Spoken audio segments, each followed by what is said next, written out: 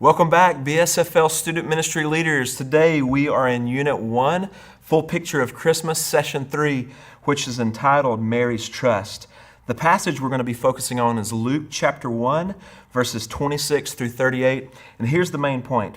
Embrace God's call on your life. Mary, just like us, every day was going about life and minding her own business, and an angel showed up and had a message for her.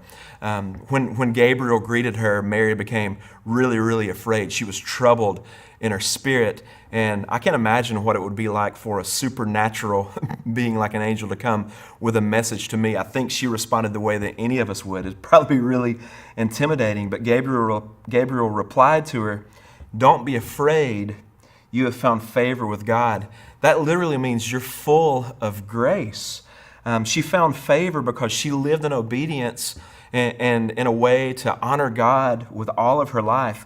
And she was full of grace. What that means is God's grace in her life allowed her, even empowered her to live in such a way that God was honored through her life. Gabriel then explained how through Mary's obedience, God would continue to use her in fulfilling His purposes, His promises. We can look back in the Old Testament and over, God gave His people a picture of a Messiah who would come. God's purpose was to send a Savior to deliver His people who were oppressed by sin and set them free, that they could live in turn for God.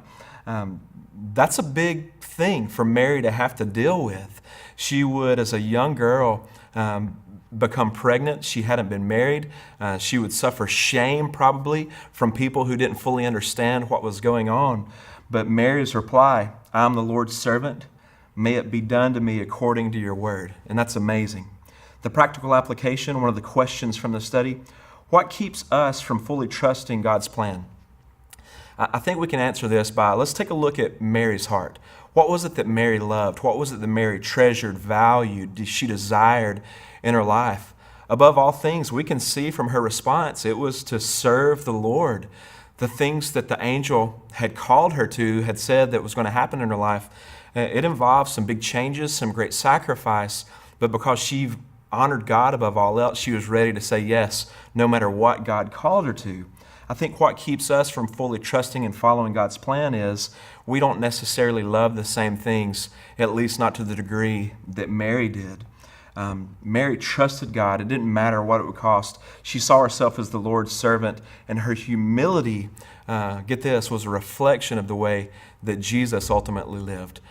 Jesus submitted to the Father in everything, and as followers of Jesus, we're to follow after Him in the ways that He lived humbly and submitted to the Father as well. So when God calls us to live in obedience, even if it involves great sacrifice, we should be ready to say yes. Mary is a great example of that, and through her, God accomplished some amazing things. Through us, He wants to accomplish things as well in order to bless others. Thanks for being with me today, praying for you as you invest in your students. Hope this is really valuable as you're digging into Christmas, and I pray that Christmas this season is really rich for you and your students. See you next time.